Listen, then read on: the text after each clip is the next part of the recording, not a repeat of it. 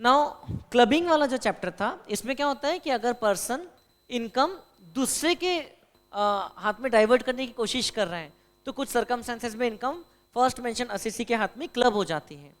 तो जैसे यहाँ पर transfer of income without transfer of asset, asset तो खुद ही रखा बट इनकम को ट्रांसफर कर दिया, तो the income will continue to remain taxable in the hands of the original transferor, owner of the asset. Okay, ये सेक्शन 60 में लिखा था, और ये पर्सन रिलेटिव होना जरूरी नहीं है, कोई भी हो सकता है।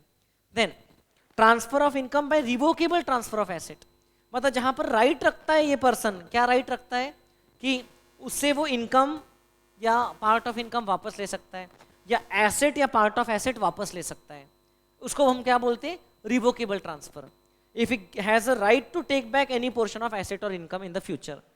तो जब तक कि इसके पास राइट है तब तक वो इनकम भले इसके अकाउंट में आ रही है but it will be taxable in the hands of the original transferor, बराबर है, रिवोकेबल ट्रांसफर अगर रहा तो। देन अगर पावर टू रिवोक कुछ समय के बाद अराइज होने वाला है, कुछ समय तक नहीं है, तो तब तक इनकम ट्रांसफर के हाथ में टैक्सेबल है। लेकिन जब पावर टू रिवोक अराइज हो गया तो भले ही एक्सरसाइज किया या नहीं किया, तो फिर इनकम किसके हाथ में वापस टैक्स होना शुरू हो जाएगी, ट्रांसफरर के हाथ में।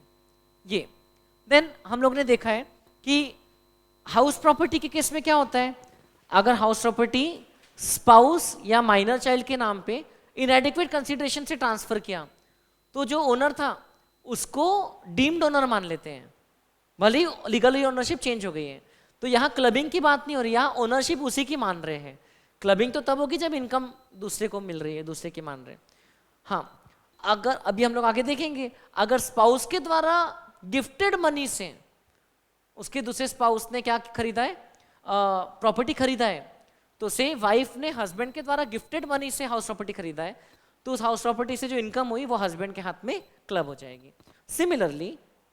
सिमिलरली यहाँ पर और भी चीजें कवर्ड है ना। ये देखिए, वाइफ ने, उल्टा एग्जाम्पल लिखा है, वाइफ ने हस्बैंड को मनी दिया या एसेट दिया अदर देन हाउस प्रॉपर्टी, क्योंकि हाउस प्रॉपर्टी डायरेक्टली दिया तो डीम्ड ओनरशिप का सेक्शन 27 अप्लाई हो जाता है, और अगर मनी दिया तो वो मनी को कन्वर्ट कर सकता है husband, okay, into the property. अब हस्बैंड ने क्या किया, वो एसेट या मनी को यूज करके, हाँ, this is given for इनएडिक्वेट consideration, use करके डायरेक्टली इनकम कमाया, कैपिटल गेन भी हो सकता है बेच करके, तो that income will be clubbed in the hands of the transferor, wife in this case, okay. और वो इनकम पे और इनकम कमाया, वो क्लब नहीं होगा, बराबर है, income on income is not to be clubbed. फिर उसने उस एसेट या मनी को कन्वर्ट किया इनटू अनदर एसेट और उससे पैसा कमाया, that will also be clubbed. But जो पैसा कमाया, समझ रहे हो क्या, प्रिंसिपल को कन्वर्ट किया दूसरे फॉर्म में और इनकम कमा रहे तो वो क्लब हो जाएगा।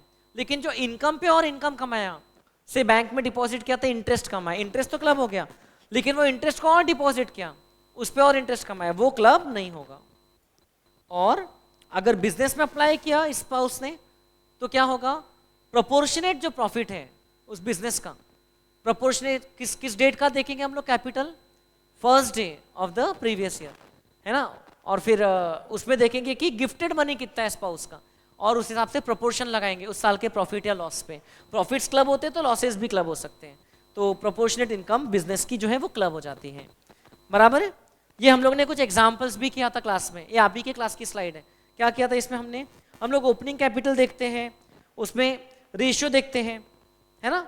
गिफ्ट अगर साल के बीच में मिल रहा है तो वो अगले साल से इफेक्ट होगा उसका, इस साल कुछ नहीं। अब अगले साल के स्टार्टिंग में था गिफ्टेड अमाउंट कितना था, देखिए गिफ्टेड अमाउंट 4 लाख था अगले साल के स्टार्टिंग में, तो टोटल कैपिटल कितना था अगले साल के स्टार्टिंग में, 16 लाख, उसमें से 4 लाख गिफ्टेड वाला पोर्शन था, तो 4/16 मतलब 1/4 इनकम जो हो रही है that will be clubbed in the hands of the gifter, मतलब जो स्पाउस है जिससे गिफ्ट मिला था, ऐसा यहाँ पर वाइफ। देन सिमिलरली अगर फादर इन लॉ या मदर इन लॉ अपने बेटे की वाइफ को, मतलब कि बहू को, अगर एसेट या मनी देते हैं इंक्लूडिंग हाउस प्रॉपर्टी, और वो अगर उससे इनकम कमाती है या कन्वर्ट करके इनकम कमाती है या कैपिटल गेन कमाती है बेच करके, all that will be clubbed in the hands of the transferor, provided उन्होंने इनएडिक्वेट कंसीडरेशन के लिए दिया है, या तो फ्री में दिया है या तो बहुत कम कंसीडरेशन में दिया है। और अगर सन्स वाइफ वो इनकम को बिजनेस में अप्लाई कर देती है तो अगेन वही बात, फर्स्ट डेट का हम लोग रेशियो देखेंगे, उसमें गिफ्टेड मनी कितना है कैपिटल में, और उतना प्रोपोर्शनेट इनकम उस साल का जो गिफ्टर है उनके हाथ में टैक्स हो जाएगा, जो गिफ्ट डोनर है उनके हाथ में टैक्स हो जाएगा। Income on income is not to be clubbed. तो बिकॉज वही लॉजिक से ये जो इनकम हो गई क्लब एक बार, लेकिन ये अगले साल से हस्बैंड का ही कैपिटल का पार्ट माना जाता है ना। ये जो है देखो पूरा 5 लाख इसमें ऐड हो गया इनके कैपिटल में। इनका कैपिटल कितना हो गया 16 + 5 21। 21 में अभी भी वाइफ का जो प्रिंसिपल गिफ्ट का पोर्शन था 4 लाख, उतना ही प्रोपोर्शन है ना। जितना हस्बैंड जितना वाइफ के हाथ में क्लब हुआ उतना ऐड नहीं हुआ है वाइफ के प्रोपोर्शन में। Income on income is not to be clubbed, ये लॉजिक था यहाँ पर। देन ये कुछ केसेस थे फैमिली वाले, है ना। देन हम लोगों ने एक केस कौन सा देखा था, ये वाला। एचयूएफ के केस में अगर मनी या प्रॉपर्टी एक इंडिविजुअल दे रहा है, मेंबर ऑफ एचयूएफ को दे रहा है, और विदाउट एडिक्वेट कंसिडरेशन, तो बिफोर पार्टीशन उससे जो भी इनकम हुई है एचयूएफ को हो रही है legally, but it will be clubbed in the hands of such donor member, जिस मेंबर ने एचयूएफ को ये प्रॉपर्टी या मनी डोनेट किया था, गिफ्ट किया था, बराबर। और पार्टीशन के बाद क्या होता है, पार्टीशन के बाद उस प्रॉपर्टी का जितना भी शेयर उस इंडिविजुअल को और उसके स्पाउस को मिलता है वो उस इंडिविजुअल के हाथ में टैक्सेबल रहता है। ये देखा था ना हम लोगों ने, जो स्पाउस वाला शेयर है वो टैक्सेबल, वो क्लब हो जाता है, बाकी लोगों को जो मिलता है वो क्लब होना बंद हो जाता है पार्टीशन के बाद वाला। देन हस्बैंड की एंटिटी में, अगर जिस एंटिटी में हस्बैंड का सब्सटैंशियल इंटरेस्ट है, अगर उसमें वाइफ, ये हस्बैंड के लिए बोल रहा हूँ, उल्टा भी पॉसिबल है, अगर उस एंटिटी से वाइफ जो है वो इनएडिक्वेट क्या क्वालिफिकेशन के बावजूद एक्सेसिव सैलरी रेम्यूनरेशन ड्रॉ कर रही है, सैलरी बोनस रेम्यूनरेशन कमीशन, तो जो एक्सेसिव पोर्शन है, जैसे कि वाइफ ने किया है बीए और इसके एंटिटी में वो क्या बन गई है सीएफओ, तो ये तो बात सही नहीं है ना, और उसका बढ़िया सैलरी उठा रही है महीने का 1 लाख रुपया, तो that amount will be clubbed back in the hands of the husband, बराबर है।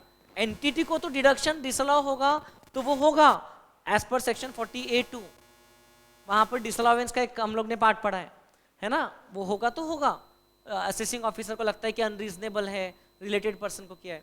लेकिन यहाँ बात करें इनकम किसके हाथ में क्लब होगी, तो इनकम हस्बैंड के हाथ में दोबारा क्लब हो जाएगी।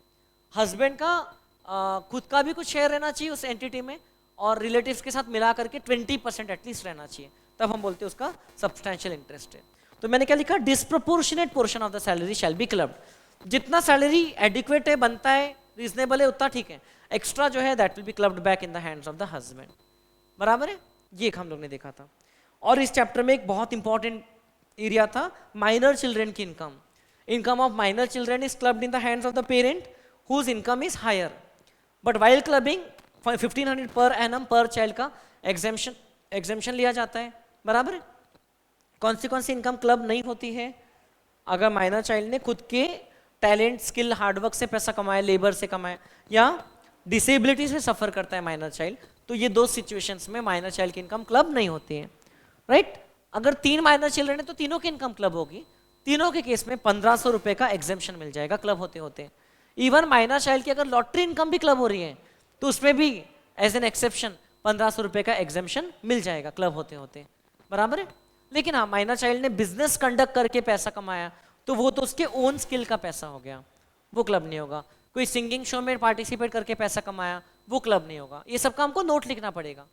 आपको कभी कभार इसमें क्वेश्चन कैसे आते हैं, हस्बैंड की वाइफ की इनकम निकालो, दोनों का भी डेटा दिया रहता है और माइनर चाइल्ड का भी रहता है, तो जिनकी इनकम ज़्यादा है उनके हाथ में क्लबिंग करना है अपने को, जिनकी अदर इनकम्स ज़्यादा है, बराबर है। और ये सब केस में ध्यान रखना, अगर सैलरी रिसीव्ड लिखा रहा, कल भी बताया था, तो स्टैंडर्ड डिडक्शन ले लेना। अगर इनकम फ्रॉम सैलरीज लिखा रहा तो फिर स्टैंडर्ड डिडक्शन नहीं ले चलता है, मान लो कि वो कंप्यूटेड है।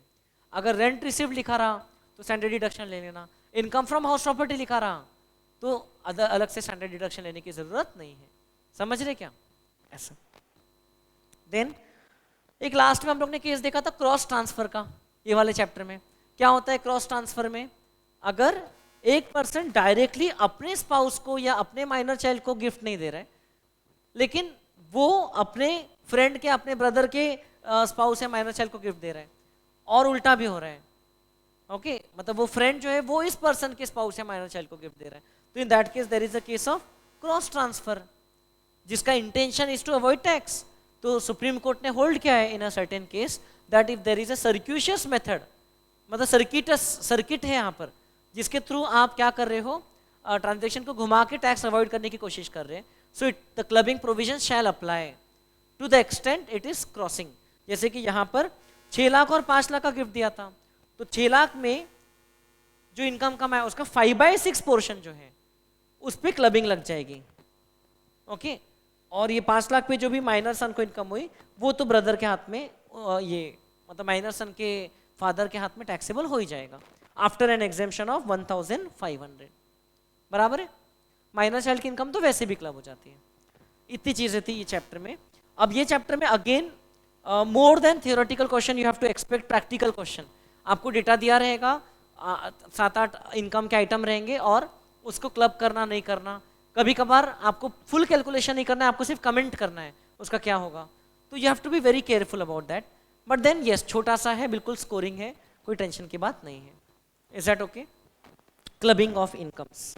देन इसके बाद में set off and carry forward of losses, जो कि उसका जो प्रोविजन वाला पार्ट है वो तो बहुत ही छोटा सा है, लिटरली हम लोग 2 या 3 स्लाइड्स में उसको कवर कर सकते हैं। Set off and carry forward of losses, सबसे पहले with in the head set of करना होता है, इंट्रा हेड, फिर लॉस बच जाता है तो वो इंटर हेड में जाता है, और फिर भी बच गया तो कैरी फॉरवर्ड हो सकता है एज पर कंडीशंस। बराबर है। अब इंट्रा हेड सेट ऑफ में कुछ रिस्ट्रिक्शंस हैं, जैसे कि long term capital loss can not be set off against short term capital gain, restriction है ना। बाकी इंट्रा हेड, हाँ, specified business loss can be set of only against specified business income, speculation business loss can be set of only against speculation business income, है ना। हाँ वो तो inter head में आ गया। Business loss can not be set off against salary income, unabsorbed depreciation also can not be set off against salary income, ये सब हम लोग ने देखा हुआ है।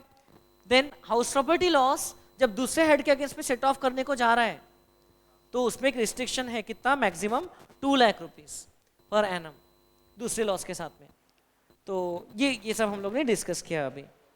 देन कुछ इनकम्स ऐसी रहती है जिसके अगेंस्ट में कोई भी लॉस आके सेट ऑफ नहीं हो सकता है, जैसे कि एग्जेम्प्ट इनकम है, उसमें वैसे भी आप सेट ऑफ क्यों करना चाहोगे, है ना, एग्जेम्प्ट इनकम तो वैसे ही एग्जेम्प्ट है। दूसरा जो कैजुअल विनिंग्स है, लॉटरी विनिंग वगैरह, उसमें से कोई लॉस को सेट ऑफ नहीं किया जा सकता है, अलाउड नहीं है।